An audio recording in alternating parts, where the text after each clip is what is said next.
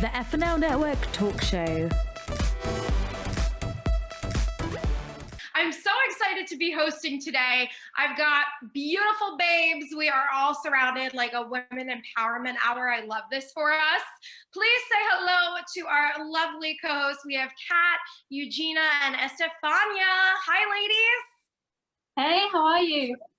I'm doing so well. How are you guys? Good.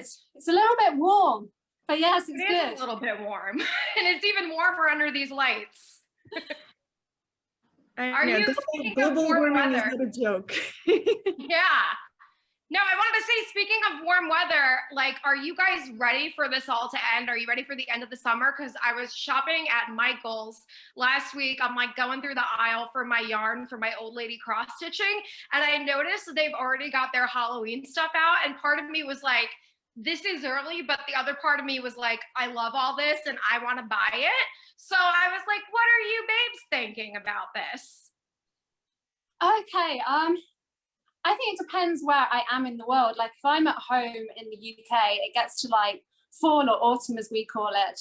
And the nights start drawing in, it's like grey sky, it's pretty miserable because you're looking forward to a rainy, dark, miserable winter where you have to have lights on the whole time. So I have grown up hating, really hating fall, hating winter. But now I live in LA. I kind of like it because it starts to cool down a bit, but it's still beautiful weather. We have Halloween, we have Thanksgiving coming up, then we're going into the holiday season. And I must admit, I love summer. I do love summer. I like being able to swim in the pool and everything else. But there is something kind of cozy about fall. You know, you got all like the pumpkin lattes and all that and the pies. And like over here, it's a big celebration. You know, it's like it's just the start of holiday season and everyone's getting excited because Thanksgiving's so big. And then Halloween is massive over here. And I love Halloween. Can't wait to dress up this year. So I am excited for it. I don't like decorate my house. That's a very American thing to keep decorating with the seasons. Really? You guys, yes, you guys, you change your decorations. Like you have the 4th of July, you have Memorial Day, and you change all the decorations. And I like walk down the street sometimes. I'm thinking, my God, how much do you spend on like Halloween, which is one day of the year? Because it's not a massive thing at home. We decorate for Christmas, and the rest of the time we're like really boring. And I'm going to say, I love the decorations. I absolutely love it. But it's not something that I do at the moment. I kind of want my own place, and then I'll like start decorating. And but living in an apartment, you're just decorating for yourself. If you don't have a partner, you don't have a family. But I love fall, but I am a sucker for summer because summer to me, I don't know, it's long days, it's the best weather. It does get a little bit hot in LA, but you know, if you're in other parts of the States, it's the best time of year where you can do all the water sports, you can go surfing, go to the beach, and just really live your best life. And so, yeah, definitely summer's my favorite season, but I am looking forward to fall. Yeah, I agree with a lot of what you said, especially like living in LA. Like when I used to live in New York and September would creep by, I'd be like, oh no, we're going to be looking at snow any minute. But now living in LA, we don't have to deal with that. So that's definitely a plus side to it all. Eugenia, what do you think about fall? Well, as a girl who comes from Siberia, I'm never allowed to complain about the weather. You know how like some people would, no matter where they are, if it's sunny, they'll complain. If it's like rainy, they'll complain. I'm good with anything as long as it's not like a survival thing where in Siberia as kids, and I remember we're going by ourselves to school actually at 3 years old or whatever. They just like, just go across this snowfield and you plow there and they put this grease on your face because, you know, no cream, basically. The air is so cold and crispy that you have to protect your skin. And then you have all these layers and, you know, it's a survival thing. It's a different type of cold. Definitely not missing that part of it, but you know, and I can be in a bikini like all day long, all the time. It's just so amazing. I'm so grateful to live in Los Angeles, and I think my kids are so spoiled and they don't understand. And I threatened them to send them to Siberia one day if they misbehave and don't respect me, but they just seem to be spoiled. Yeah, and like Kat said, like you guys, you know, living in LA for a long time, I absolutely adore summer because it's surfing. I can really spend quality time, you know, with my family, and it's a time when business side is a little bit off, you know, like July and August, you really can take a break from entertainment industry and like live the real life, you know, kind of go to the beach and spend good time with people and go shopping finally, because never have time to go shopping. I think it's interesting, the same like Kat said as well, we don't have that like big industry surrounding the holidays, and it's fascinating for me how fast they change the merch. I love it too. It's super fun. My kids love it. They're like, can't wait to decorate, and especially Halloween. First, I remember when I moved to New York first time, I was like, oh my God, what is happening? Like, this is scary. And people like, you know, dress up. I couldn't understand the concept, but now living in America for such a long time, I actually appreciate it. I love it. It's so much fun. In Los Angeles, West Hollywood, where we live, it's a big parade, you know, everybody just likes to celebrate. And I think we need it, especially now after being in our homes for such a long time, like that connection and that celebration of life is always welcomed. But summer is definitely one of my favorite things, because also I think like mood wise, and Kat, you would know, like, you know, when it's really dark, it can get you in that dark place, you know. But at the same time, if you're already in the dark place, like if it's raining outside, it gives you a motivation not to get out of bed. So it depends how you look at it. Because when it's sunny, it's really hard not to get out of bed because it's sunny. There's no excuses. Yeah, like weather FOMO in a way. yeah, exactly. So, you know, I have to get up and be around, even if I don't feel like at times like being an overachiever and overworker. Yeah, here we are, you guys. I love this summer is really definitely warmer than usual. I just came from Florida and they had so many strikes, and in Washington, right? They had like all this crazy storms and everywhere. So it's interesting to watch, like, the climate change.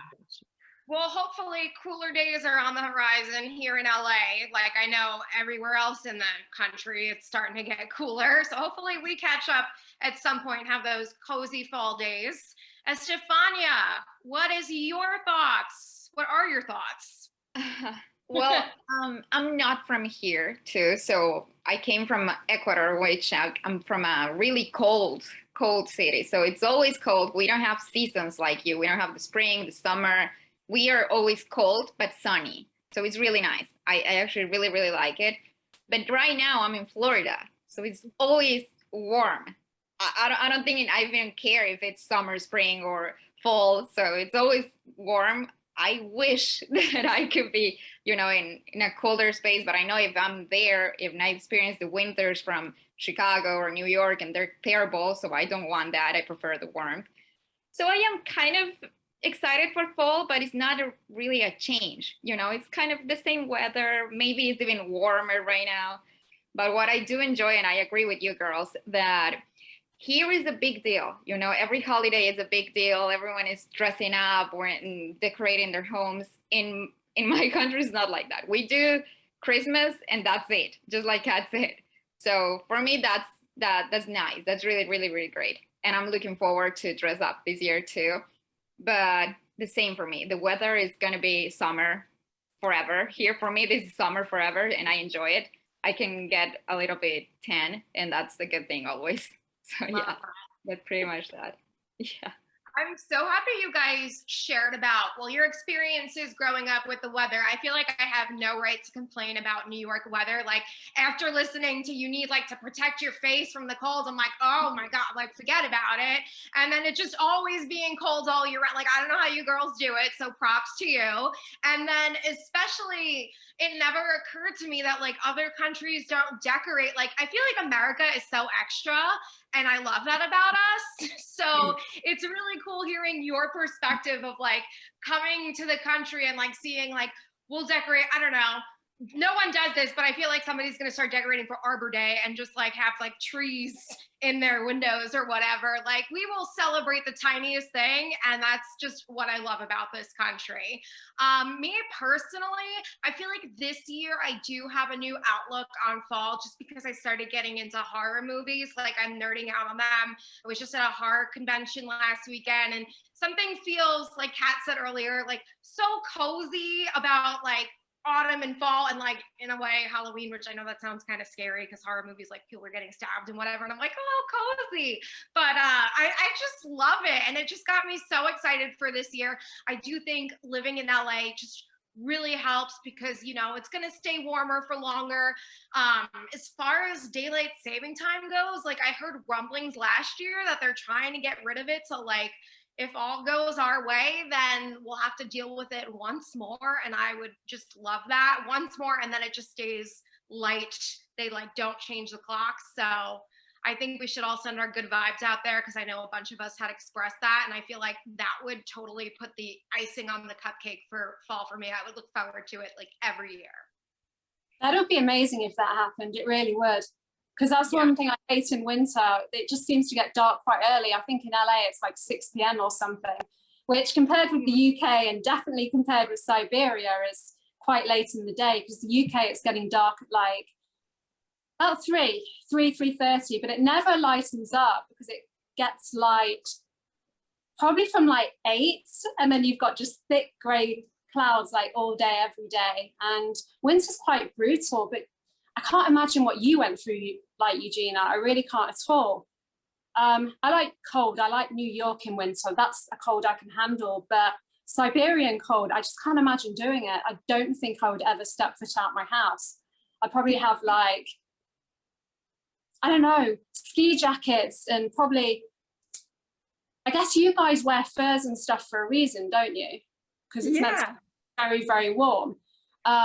So yeah, if I was in Siberia, I'd look like an Eskimo. I really, really would. Yeah, you know, well, now I'm a huge animal advocate, right? Like living in LA, I don't think I would ever wear real fur. You know, I work with fashion companies, but actually growing up in Russia, like there was no way you can't wear real fur because you won't survive. And I remember flying from Paris as a child model, and I was wearing fur and PETA jumped out and they like sprayed my fur and I couldn't understand. I mean, now I understand it, of course, you know, much more conscious, but it's interesting when it's like a survival mechanism, you're on a different level of survival. And I also heard that now these days, the earth is rotating faster, talking about life saving. So our days are actually shorter, which is so fascinating. I was like, no, I want to live longer. I don't want the days to be the shortest ever. I heard about that too. It's just insane. And I'm also thinking what you were saying about the fur. I'm like, there needs to be a happy medium where you can like befriend the live animal, like feed it, make friends with it, and like it'll just hug you and then you could walk with it. We need to make that happen. Training, we could call them like animal warmth companions. Yeah. I can just see a fox around the neck, a bear, you know, hugging your back. That'd be insane, absolutely insane. But I love it. I love the idea of that. Yeah. So much fun. So something else coming down the pike is award show. The Emmy Awards are coming up in September. And I feel like award shows have just gotten a lot of like negative press lately. People are over them. I personally can't get enough of them. I want to know what you gals think. Okay, so for me, I think they need to evolve a bit more because we have like Netflix, we have Apple TV, we have Amazon Prime Video, we have so many streaming platforms. And for example, the Emmys, it's peak time TV, you know what I mean? And so it doesn't include all the streaming platforms. I would say one thing I liked about the Oscars a couple of years ago was they had an Oscar nomination for Mudbound, which was a Netflix film. And I thought that was great because they did look at the streaming platforms too. But I think we have to start including, you know, Netflix, and we have to include Hulu and all the streaming platforms. I mean, I love award season because I work in entertainment, and I love seeing all the celebrities on the red carpet. And I mean, that's kind of my thing, you know, red carpet hosting and stuff like that. And I like the fact we're celebrating our industry, but I don't think it's for everyone nowadays, because I think if you work in the industry, it's something we love. I think if you're Joe Average who, you know, watches some YouTube, watches Netflix, you know, has a cable channel, then you're probably not that interested. You're not interested in the speeches and stuff like that. I think it's something that people working in the industry, we just love, because we like celebrating talented people. We like celebrating the people who work behind the scenes, the producers, the directors, the cameramen. But I don't think it's for everyone. I think they have to make it a little bit more interesting, because it does get a bit boring watching the speech after the speech, and, you know, but there is still a place for it. There definitely is still a place for it. I just think they have to change it, because at the moment the audience is quite small. That's what I'm going to say. And I just think there is so much scope for having award shows, and it's very easy TV to make, I'm going to say that. But it's not for everyone. It's definitely, you know, a lot of people don't want to watch it and would prefer to watch a film on Netflix or, you know, watch cable TV. They're not interested in who's won Best Actress, who's done this. It's very, if you're in the industry and you respect these people, it's a celebration for us. It's a celebration for the people who work in front of the camera, people who work behind the camera, the makeup artists and everyone else.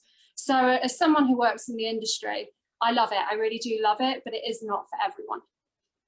Yeah, that totally checks out. And I feel like they're kind of trying to figure it out on how to evolve and go forward with the future, but they need some help. So I think, Kat, they should call upon you, because you can guide them in the right direction. You know what I was thinking was interesting? You know, when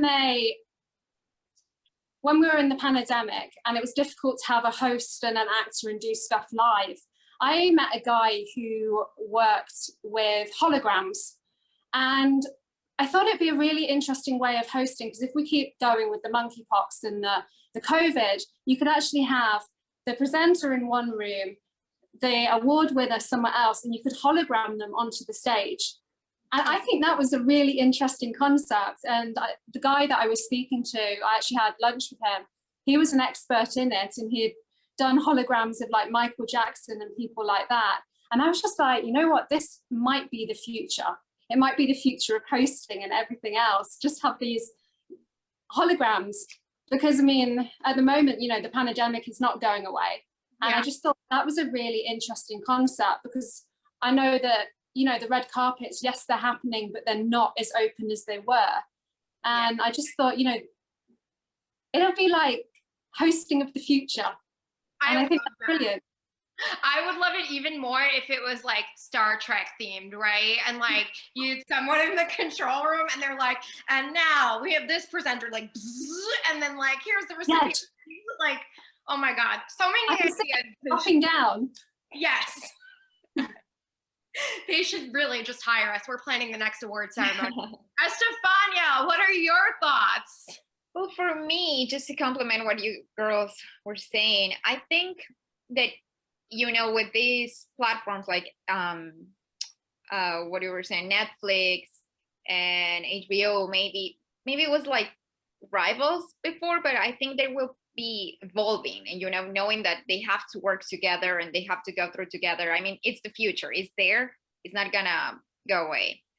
And on the other hand, I love awards shows. I love it. So for the Emmys, I think this year is Euphoria, Better Call Saul, and these other shows. And I actually haven't seen Better Call Saul, but I was a really, really big fan of Breaking Bad. So I think Better Call Saul is going to be really, really good, because I think the two main characters are making an appearance in one of the episodes of Better Call Saul. So I would like to watch that. And also Euphoria, I really like it too. I really enjoy it too. Really, really do. It actually exceeded my expectations. I didn't think it was gonna be good, but yeah, I'm hoping to see the red carpet. I really, really like, you know, the dresses and the who you wearing. I love that part. I And love that too. I always love, I don't know if you're like me, but like I'm sitting on my couch, like in my pajama pants I know. and my popcorn, and I'm like, you want that? Meanwhile, like these were like, what, 20 bucks? Yes, exactly. And I'm like, oh my God, I'm wearing Victoria's Secret last fall pajama. This is Yeah, Target. It's actually Target. I I love love it. I love it. Eugenia, you've worn some gorgeous outfits, so I feel like you're a pro in all of this. Tell us what you're thinking. So you guys, good news. As I'm sitting on the CEO chair of my husband who runs Miramax, I'm ready to pick up the phone and we can change the industry, right? Let's do it. I love that. I totally like kidnapped his office today. But I love what you said, you know, like, well, first of all, cat holograms are already here. Like they're amazing. They're going to stay with us. And I think it is creative. You know, my stylist friend, he's going to do a fashion show with holograms in October. Yeah, I'll invite you guys for sure. So it's definitely interesting. You can't not acknowledge that the industry is changing so fast and expanding, and just nobody has attention span. There are too many channels. And yeah, I mean, you know, everything is evolving all the time. For me, it's interesting because I was in Cannes this year and I love going to Cannes. For me, it's like the ultimate dream glamour, you know, European coast and the accent, the way French speak. And it was always so mysterious. Like the first time I went there 10 years ago, I was just fascinated and being part of it. It is magical. It is like dressing up, and like, you know, when you grew up not having anything, like it's even more amazing. But I noticed this year it was much more influencers and kind of less, you know, less special in a way, just because the industry changed so much, because it is all about the streaming platforms. And I think a lot of studios, they're trying to figure out, you know, like how long it's going to be before it's going to be on Netflix. And, you know, some films we lost, you know, the art of DVD, some films really hard to find because the studios are arguing like who owns what, and then you lose a lot of amazing, incredible history of storytelling. For the Emmys, specifically speaking, I love Emmys. It's like one of my favorite awards. And I don't know if you guys in entertainment business belong to Television Academy, but my friend who was a governor for Amy, Patricia Darbo, amazing actress, she's like, if you have just 1 or 3 credits on TV, like go and apply to be a member of Television Academy. And I did. And it's I find it such an incredible community of, you know, people in different like sides of the business, editors and actors, and they always create all this, you know, networking events, and we talk about it. Before COVID more, now it's more on Zoom, but you know, I didn't know you can apply for an Emmy like if you have a web series. So my friends, they applied for an Emmy and they went through the whole, and it was their first time directing and acting in the series, and they got accepted and they went through the whole process of like being voted and things like that, which is very political. I have to say, you know, it's really one part of the business. I don't think one, you know, film is better than the other specifically. It really depends. I think it's more political, and I wish it wasn't as much, you know, that we just celebrated kind of things instead of saying like, oh, you're better than the other person in any category, because I think art is just subjective, honestly. And yeah, I agree. I think it has to be more inclusive with all the platforms, Kat, like you said, and, you know, the business is changing, and I think the words have to change. I mean, Oscars wasn't like my favorite one, especially with everything that happened this year, but, you know, hopefully they'll take it in consideration for next year and we're not going to be slapping each other, you know, and canceling people and all this kind of things. That's one thing that I don't like in our culture.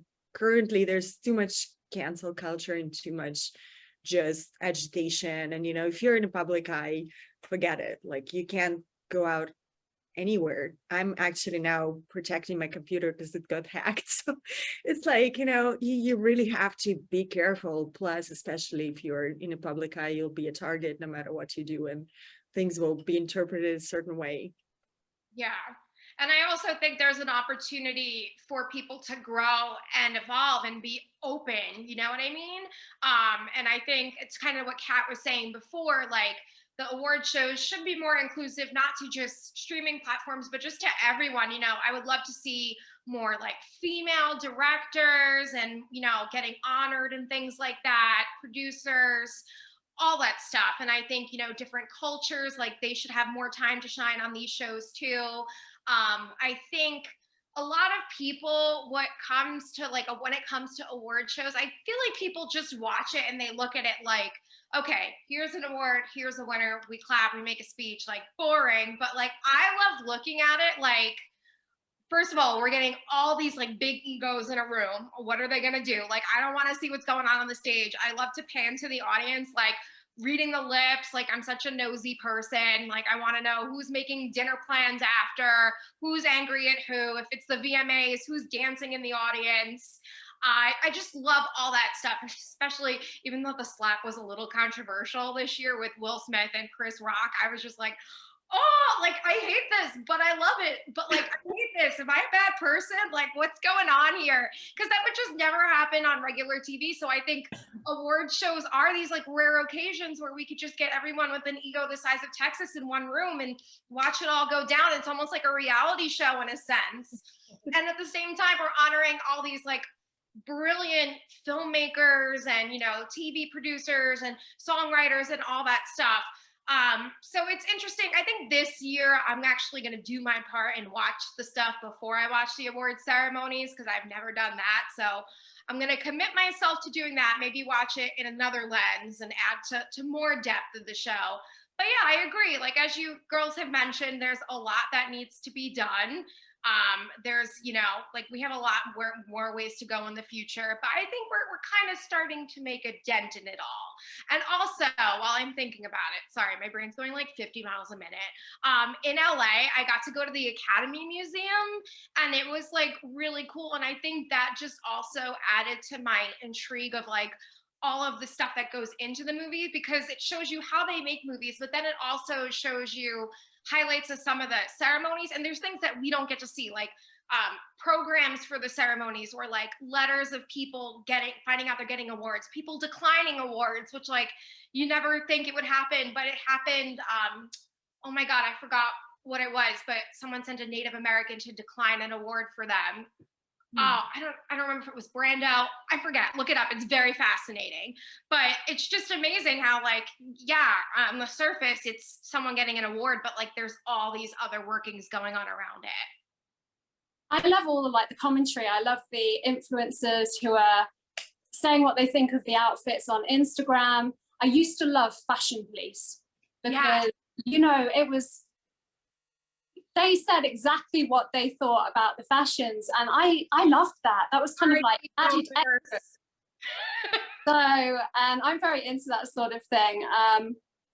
So yeah, I do. I miss like the Fashion Police, and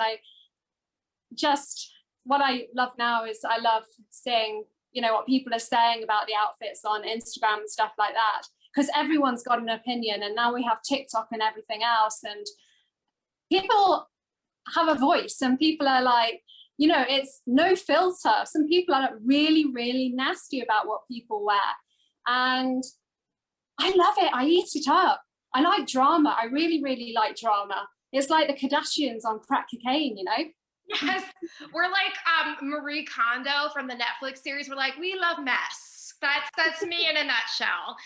And I'm glad you brought up TikTok and all that, and the fact that everyone has a voice, because it kind of leads me into my next topic. So technology, as we talked about, it's progressing. You brought up TikTok. Everyone can have a podcast. I feel like everyone and their mom has a podcast right now. I'm guilty. You can get on Instagram, make a story, get on TikTok. We're on on this show, voicing our opinions right now. So with that comes a legacy. And I want to know, like, what legacy do you want to leave behind? What do you want people to most know you for? And Eugenia, we'll start with you. Well, I'm not on TikTok, guys, because I don't want to work with the CIA and stuff like that. That's totally like, I remember Alexa, you get Alexa and you're like, hello, Alexa, what is the weather? And do you work for CIA? Like, my kids would ask these questions. I was like, oh my God, you get us in trouble, you guys. But I prefer movies and television and these mediums where people actually take some time and effort and like create a real story. I don't know, maybe I'm old fashioned. I wouldn't say anything. And I love that people have voice. I mean, even in fashion industry, everybody was the same when I started modeling, and now everybody has their own voice, and that's amazing. That's so empowering, you know, that there's no one type of voice. I think for me, quality of work is very important. So I definitely would love for people to remember that nothing is perfect, and you do mistakes and you put it out things and you try, but just putting an effort and giving back and kindness, you know, that's one thing that I find is kind of rare, especially in Los Angeles, because everybody's here, you know, like it's such a, everybody's here, everybody has their intention and they want to like be remembered for being the best actor or the best whatever it is, and then, you know, everybody just tears each other down, like next letter, like I'm climbing up, associate with that. Now I don't associate with that, and it's always like passive aggressive, everybody's happy. But I think kindness is one thing which my therapist tells me is not like a normal thing in human species, because we're not programmed to be kind, but I still am such a hopeless romantic that I believe in that quality and generosity, you know, and giving back. And our species, I think, are like not in a good place, so we do need to be kind to each other to survive, not just procreate like Elon does, but, you know, actually do it in a conscious manner. With everything that's happening, you know, with the pandemics and crazy things, I think kindness is one thing that I'm constantly working every day. Just passing by people on the street with all the homelessness, it's kind of sad, so we try to do as much as we can. My daughter, she is so cute. She's 10 years old, and she came to me. She's like, Mom, do you know that polar bears are about to be extinct? Can we like work with this organization and create something like awareness? And it's super sweet. So she involved like her best friend, and now we're putting an event together to raise awareness, and you know, and also doing a lot of comedy shows for like homeless, you know, to kind of give them shelter. And I think there are different kind of housing projects and things like that. So yeah, I think kindness and quality are two things that are really important to me. Yeah, and you radiate kindness, by the way. Like you've got that on lock. Every week you come in and you just have amazing things to say, and it's always clear you're thinking about everyone and how you can better everything and give. So like you've got it on lock, sis. Thanks. Back at you. So welcome. Estefania, what kind of legacy do you want to leave? Talking about the boys, I think we were talking about this sometime, and I think it's really good because, you know, people like me, I'm from such a small country that I'm saying like, okay, I can do this and I can do that. I can do whatever I want and I can be heard, you know, that's really good. The problem for me is that it's so open that there's a lot of malicious people out there. Like, I don't think they're just expressing their opinions. I think they're trying to be mean, and I don't like that. As Eugenia say, I think being kind is one of the best things, but one of the best qualities someone can have. And also be, you know, have empathy for other people. That's it. I'm not saying you have to understand someone, but at least you have to respect. That's the thing for me. If you respect someone, that's it. You don't need anything else. Just respect that person and stay out of their business. I don't like when people is mean, and that's why I think it's a risky situation that is so open right now, being or having that voice. But on the other hand, it's like it makes you believe that you can get there, that everything is possible, and I love that too. I love like feeling that I can have that, I can do that. Sometimes I remember when I was growing up, I say, I will never be there. I will never do that. Or how can I do it? But right now, it gets you thinking like, oh, maybe I can. You know what? Maybe I can. If this person did it, maybe this one can do it too. So for ethnicities, for, you know, sizes, right now, anyone can be there. And I love that. I really, really do. And I will have to say that I would like to leave a legacy of respect. That's my favorite word. I think that if we start to respect each other, we could live a really, really better life. And I mean, you could even be happier. If you respect someone else, you don't care about that. It doesn't affect you directly. So yeah, that's what I think. And I really like what Eugenia said about kindness, I think that's an amazing, amazing example that you're setting for your kids. And like, you know, having this opportunity to share this here is really good, because I think it gets awareness that you need to be kind. We should be kind with each other. So yeah.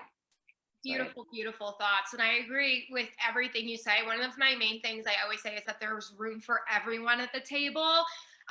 Especially in this industry, I feel like people come in and there's like an attitude of like, I need to sabotage this person so they don't get further. But now, like nowadays, you know, anyone could pick up their phone and look at something, and you want to hear two different people's opinions. You want to get different personalities. So yeah, there's room for everyone at the table. Like if this person got to the top, you absolutely can too. And you will, by the way. Kat, what kind of legacy do you want to leave? Okay, so I'm going to start off by going back to something Eugenia said. She was talking about the fashion industry and how amazing it is that it's changed. Now, I have a friend who started an agency called We Speak, and she started it because as a model herself, she wasn't treated the best. You know, it was like, oh, you've put on weight, and, you know, you can have the wrong eye color for them, the wrong hair color for them. There's always something wrong.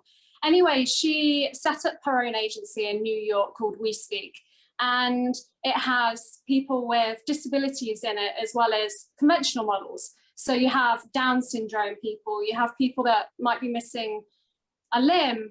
And one amazing thing is there's Disability Pride Month, and Maybelline New York has just partnered with We Speak and is celebrating Disability Pride with all their models. And I just think that's amazing. I really just thought how brilliant that a massive company, global company like that is supporting my friend and her vision, and, you know, is supporting all these models that aren't conventional models. You know, there are people missing limbs. There's people that have had breast cancer and have scars where their breasts have been removed. You know, like I said, Down syndrome, autism, stuff like that. And I think my friend's vision is amazing. And I just want to say to Brianna that We Speak, what an incredible agency to develop. And also Maybelline New York. I just love the fact that they've backed this movement, and the fashion industry is changing so much, and I love that. So that's one thing I wanted to say. As to me, I would like to think that people think I'm a decent human being. That's the first thing. I would like to think that, yes, I haven't always had the best relationships with, you know, my family, but I've moved past that, you know what I mean? And I'm always there for my friends. So on a personal level, I want people to think I'm a nice person. I'm flawed like everybody else. We all have our flaws, but I just, you know, that I have a bit of a heart and I will help people. As far as more on the global sense, I would like to be known that I've given people a laugh, I've entertained them, I've done something.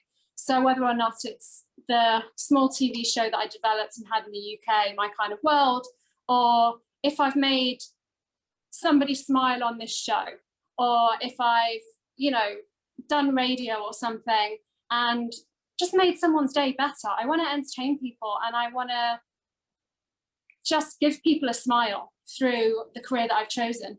So hopefully it is a work in progress, as we all know that us that work in the entertainment industry. But on the day that I die, I want people to say, she entertained us. You entertained me. So you got one. Me too. You entertain us. Yeah. The show to entertain us. So mission accomplished. I love that. I agree with a lot of what you ladies have said. Kindness was one I had right off the bat, especially because I just had like the most unpleasant exchange with someone. You know how like sometimes people hide behind their computer screens and they think they're God? Well, it was someone who was the admin of a Facebook group, and I made an innocent post just asking if anyone had any advice, like getting into the industry. And I didn't read the rules because I joined the group 6 years ago, and like, you know, you're not looking at the rules every time you go in the group. And apparently it was just for job postings only. And he was like, read the rules, and totally went off on me. And when I tried to clear the air, he's like, people get jobs, but not the way you do it. Have a good day. And I was just like, this guy's miserable. Like, thank God I go like conduct myself with like kindness and respect, and like, That's his problem. So you know what? Like, that's something I want to be remembered for, even in the face of adversity. Yeah, like sometimes I don't like small talk and like we're all moody at some points, but like 9 times out of 10, I am a kind person, and that's what I want to be remembered for. I also want to be remembered for like the fact that I'm real. Like, I just give it to people straight. I don't do it in a nasty way, but like I say what's on my mind. Or even if it's like something as simple as earlier, like I flubbed what I was saying, or like I just remembered something. Like, I'm going to be real with you. I'm not out here pretending to be perfect. I feel like that's something I really love about the way even the entertainment and hosting industry is going. Like, everyone can be themselves. Like, we don't all have to be this like Johnny Carson, or like even coming into today, like I love Ryan Seacrest. He's one of my idols, but like, I think he really was one of the last of the more polished, like, and you are watching this. And now we could just be like, blah, blah, like, blah, you know, and people appreciate it. So I want to be remembered as that. And like, I also kind of, this is selfish, but I want to be remembered as like the Bravo TV, reality TV expert, because that's like on my TV all the time. Like, I will be in the middle of my workday, like earlier today, I'm like, oh my God, Teresa Giudice is getting married this weekend, and her brother and sister-in-law not going. Like, you guys, what the heck? And like, someone that you can geek out on all that stuff with, you know? I love that, because I love reality TV too. I mean, I was very much about Selling Sunset and the Bling Empire, and I just love that. Like Big Brother, the whole shebang.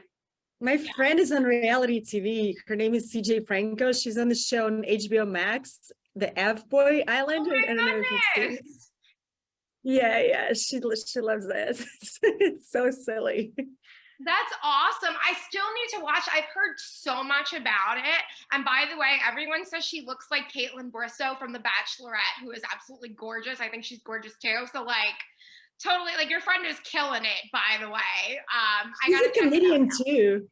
What was that? She's a comedian too. You know, it's Oh, amazing. Like, women power. That makes me so happy. I feel like, I mean, I'm going to go off on a tangent for a second, but like, I feel like it's so much harder for like women comedians out there. So like, to hear that she's like doing it and thriving, like, I love this for her. Yeah, absolutely. I actually decided to create the Supermodels of Comedy show, and I cast her right away because she's so nice, like, as well, you know, like, you would think all these girls would be catty and like fighting, but we really like became such good friends and do shows together now. And it's true, it's really hard for women, like, in comedy. It's not easy. Yeah. Well, I love that you're doing that. I love that we're all giving back in our collective ways. The last thing that I want to touch on, because we're all 4 very different personalities, we all consume different media, just a recommendation of something you'd give to our viewers. Maybe it's a podcast you listen to, show, movie, album you really liked. Like, what's a recommendation you'd give for someone to check out? And Estefania, let's start with you.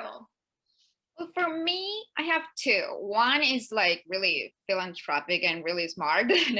It's a really good book that I just started reading. It's called Ask, Believe, and Act, or something like that.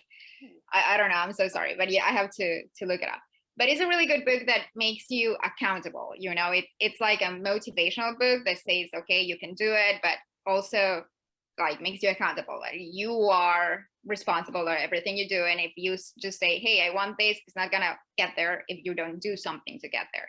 Mm-hmm. And also it's about that, like, you can do a lot of things, you can give, but not necessarily when you have a lot. Like, you can give a smile to someone and make their day, and that's it. You can do that every day, and the world would be happier, and therefore everyone will be happier, and that's it. Yeah. So I really like that book. I think it's really good. I haven't finished it yet, so I don't know, but it's really good. I think I'm in the middle of the book, and I really, really like that it doesn't just motivate you. It's not like saying, hey, you can do it, you can do it, you can do it blindly. You can do it. It's, hey, you can do it, but here's what you need to do in order to do it and maybe succeed and maybe be happy. At the end of the day, I think we all want to be happy, like truly, truly happy, with a lot or with little, but happy. Mm-hmm. And the other thing is, I mean, this one is just, I don't know. I think I'm the last person in the world who haven't watched Stranger Things, but I gave in. it happened the same to me with Game of Thrones. I was like, "Ugh, I don't know if I want to see it. Everyone is so hype about Game of Thrones and blah, blah, blah." And I saw it and oh my God, it blew my mind. I was like, oh my God, I need to have a dragon. Where can I find a dragon? I need to be the queen of the dragons. And they happen with Stranger Things, not in that level, but I think it's a really good show. It exceeded my expectations too. And I think for, little kids that really know how to do their job. And as Eugenia said before, I really like quality in jobs. So I think for you to be an actor or to be an actress, you have to prepare yourself. I think maybe you can born with that, absolutely. But I think that they have like this preparation. It's not just improvised stuff. So I really like it, and I would recommend it for everyone to see Stranger Things. You said you thought you were the last person to get involved with Stranger Things. I wasn't too far ahead of you. July 4th weekend, I was like, let me watch this. And then I went through the whole, 1 through 4 in maybe a week. Me too. Good stuff. Thank you so much for sharing that. Kat, what's your recommendations? Okay, I'm going to say I have not seen one episode of Game of Thrones. And it really, your face say it all. It says it all. I probably need to play catch up, and I need to take Stefania's advice and watch it, because I have never seen it. I haven't got a clue what it's about or anything like that. So yeah, that's definitely on my to-do list now, to watch that, because I probably am the only person that's never seen it. I have seen Stranger Things, love that show. But anyway, I like mindless gossip. I do like mindless gossip. So I like the gossip magazines. I like hearing what people have to say about what celebrities doing what. I'm there at night because I live on my own, and I'm often scrolling down my phone, looking at the gossip stories from like Apple News, seeing what Kim Kardashian's up to, seeing what all the British stars are up to, and I eat it up. I love it. So I like mindless escapism, I really do. So that's one thing. It's just, it doesn't take much up here, you know what I mean? So when you're tired at night, it's just something you read in 5 minutes, scroll on to the next story. It's basically like TikTok, you don't have to engage for very long. As far as TV and stuff, it's got to be the reality TVs. It's got to be the Selling Sunsets, the Bling Empires. I mean, it's something that gets people talking, it really does. And it gets people talking in the media. It gets people talking like on Instagram. You talk to your friends about stuff. And for me, Selling Sunset, I don't know how that's going to survive without Christine.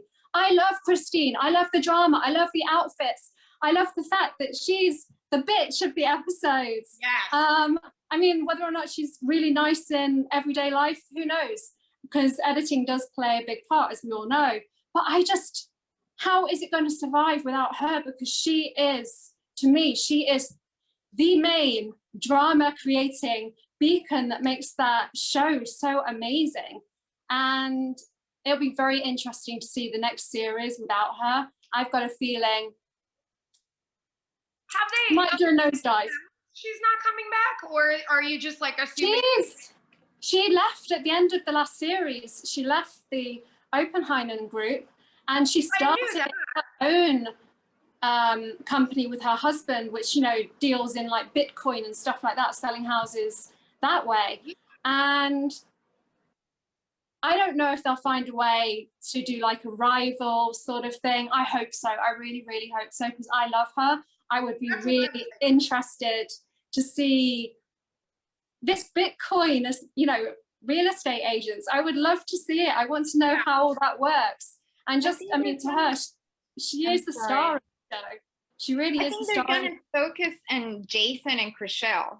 I think maybe that's the catch, saying, okay, Christine may be gone, but maybe let's focus on Jason and Chriselle now having a girlfriend. And yeah, that. But the thing is, there's not much story there now, because like the gossip magazines and all those, we know what's happening with Chriselle. We know she's dating, what's the name? G Flynn.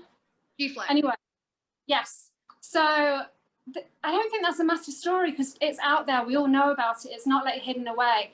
I would like to see, definitely, I want to see Mary be more dramatic, because she does have a bitch side. She definitely has a bitchy side. And I want to see that develop, that to come out. And I would like to see some more of the houses and stuff like that. Because there wasn't that last time, there was just drama, and it was Christine drama, and it was wonderful. And Heather having her baby, that might be a story. I'm not giving up on Christine coming back, because the producer of the show, Adam DeVella, he also did The Hills back in the day. And remember with The Hills, how they had like the whole like Heidi and Lauren, and then they brought Kristen. I feel like they're always working on something. So while she may not be part of the Oppenheim group, like I'm hoping there's some like reality TV rivalry that they got up their sleeves. And again, it's Adam DeVello. He's going to overproduce the heck out of everything. And we're going to eat our popcorn and be like, yes. Like, I know I watched that like maybe in one day when it comes out. Like, oh, me too. I watched it overnight, like episode after episode after episode. I mean, I just love it. Christine, for me, is the star of the show, though. She really is the star of the show. Totally. So. Well, when it comes out, we definitely have to talk about that. Like, text me, seriously. All right, Eugenia, what is your recommendation? Oh my God, you guys. Well, I'm like the baby in this family. I haven't watched Stranger Things, and neither I watched The Selling Sunset. It's like my daughter watches Stranger Things and like repeat, like literally we've been for vacation for months. And I'm like, what are you watching? I'm Stranger Things. I'm like, you watched the whole season. She's like, I'm rewatching it. I'm like, how many times? So it must be really good. I mean, I know what it's based on. I just, I haven't been hooked yet, but I'm sure I will be. So good advice, Estefania. Kat, thank you so much for being vulnerable and acknowledging. I love you're so honest and authentic. You're like, I love gossip, whatever, screw that. Because I don't know, I get disillusioned with gossip just because I have a friend who writes for it and I know how it's created, like paparazzi don't show up. You call them and they show up and it's like staged. I love the fashion aspect of it sometimes, or sometimes when like somebody like Kim would give, oh, I did this laser and it's really good for your stomach. So I would take these little tips, but other than that, I would go in the opposite way. I'm actually, well, I love this network, FNL, there's so many shows to figure out, like if you want to be entertained, fashion, things like that. I love that there's so many networks, but I'm somebody who is the opposite. I'm like into spirituality and self-work all the time. Being a Capricorn, it's like never enough of self-work, It's like sometimes I have to stop myself consciously, like you don't need to work on anything today, just like stop and relax. Life is precious and take it for joy. But I love watching this channel. It's called Gaia TV, and they have all these spiritual, metaphysical things, like why we're here and where we're going. The ultimate question. They have like a million shows there, and like about aliens and stuff like that. I don't know. I like watching weird stuff, but about like spirituality and development. And currently I'm reading this book. It's called Bending Reality by Victoria Son. She's a motivational coach. And I really, really like how, she views reality, like how to expand, you actually have to acknowledge all the feelings and feel them all the time, because it's interesting. She has really, really interesting methods to take it to the next level. And I love like a few of my acting coaches, they release books, and it's simple truth, which probably, like once it hits you, it hits you. I think you can write like 50 books on one subject, but like one book in one language will really get to you and like will have an aha moment. So for me, currently I'm reading Margie Haber. I study with her. She's an amazing coach, and she wrote a book, Fuck That Comfort Zone. And I was almost banned from the plane for reading that book. So what? And Anthony Meindl is my other friend who is a director and a coach, and he wrote a book also about, like, he has a few books like Left and Right Brain, and I think it's just fascinating. And if you're actors, like it's always like you're your instrument, so you like know yourself and like other people and how they operate with empathy and compassion. Of course, like everything by Oprah, like I love it. Eckhart Tolle. There's so many incredible inspirations that I do have. Yeah. But stranger things. Like, oh, now you got banned from the plane. Like, Yeah. are you allowed to share any bit of that? Or is like, we don't talk about that? It was just weird, well, cancel culture is so strange now. I was wearing a jacket from Pulp Fiction that my husband gave me, and it said, bad motherfucker. Of course, like, I didn't think I was the only mother with 2 kids who was wearing this jacket. bad mother. But I didn't think for a second about it. And the ladies, like the steward is like, you can't wear this jacket, I'm sorry. Never happened to me before on Delta, and I was like, well, whatever. And then I opened the book that said fuck your comfort zone, and I was like, the person who needs to be banned from this plane, can't say that anymore. Which is so strange. My friend, she was flying to Washington, and in the front row, she was flying business class. There was a lady with a fake baby, and apparently they had to treat the fake baby like a real baby because like it's the weird cancel culture. So I think our culture is like in a really weird place right now. I'm going to be flying on Tuesday. So if you want to lend me the jacket and the book, I'll let you know how it goes. Of course. That's hysterical. And I love that you were so authentic and you're like, yeah, my interests are different from like what all you guys said, because there's someone who's watching right now who's going to be interested in like what each and every one of us have to say. So we're like catering to everyone and like loves it. So I feel like I started this week thinking about like one recommendation that I was like, no, I'm going to do this and this. And so it started with Dark Side of the 90s on Vice, like docu-style series. It's all about the 90s. I was born in 92. So while I was very much like alive during the 90s, I was still like a wee little one. So there was a lot, like they were talking about, they had a fascinating episode of Black sitcoms and how they all started on Fox, and like Fox is a totally different network today, and how they all started with like comedies, but then little by little, like they were getting canceled. And like growing up, I was just like, oh, Fresh Prince of Bel-Air, I love this show. But like now being older and watching this docu-series, I know everything that went behind it and like who was writing and how it necessarily, they weren't writing for the people starring it. It was just so interesting to me. And then I went and saw the movie Nope, and I was like, no, I gotta recommend this to everyone. Jordan Peele, fantastic. If you haven't seen it, recommend it. It was long and I had to go to the bathroom, but that was like my only complaint. Other than that, like fantastic. Just the themes in that movie. You go in thinking it's going to be a movie about aliens, and you walk out and you're like, damn, I have this totally different view of Hollywood. Like just the commentary in that movie and still telling this really compelling alien story. Like fantastic. And then I was watching Netflix yesterday, and they had a documentary, again, the 90s, Woodstock. It's called Trainwreck Woodstock 99, which, by the way, I didn't even realize that they brought back Woodstock. So they had one obviously in 69, then 94, and then like 99, but like things went super downhill. Like apparently Limp Bizkit was on stage and they have this song called like Break Stuff. And like people just started tearing down the plywood, and like people were lighting actual fires when the Red Hot Chili Peppers were on stage. I'm like, oh my God, like I just went to Coachella this year. And now I understand why my mom was like, you're going to Coachella alone, I'm afraid. I'm like, now I get it after watching that Woodstock documentary. But like my favorite part of all that was, oh my God, they showed Gavin Rossdale like in Bush, and he was like all sweaty, shirt off, just singing. And I'm like, this is Peace Day Resistance, 90s Gavin Rossdale, call me. But yeah, those are my recommendations. I think we all brought, like I said, some really interesting stuff to the table. So our viewers have a lot to check out. Thank you, guys. Yes, yes. Well, I think that about sums it up. I had a lot of fun this week. Wouldn't you guys say you did? Oh, definitely. It was a right laugh. It really, really was. Definitely, definitely. Thank you guys so much for joining me. Kat, Eugenia, Estefania, best co-hosts ever. And thank you guys for tuning in to another episode of the FNL Network Talk Show on FNL Network, of course, if you didn't get that part. And we will be back with another episode next week. So we'll talk to you then.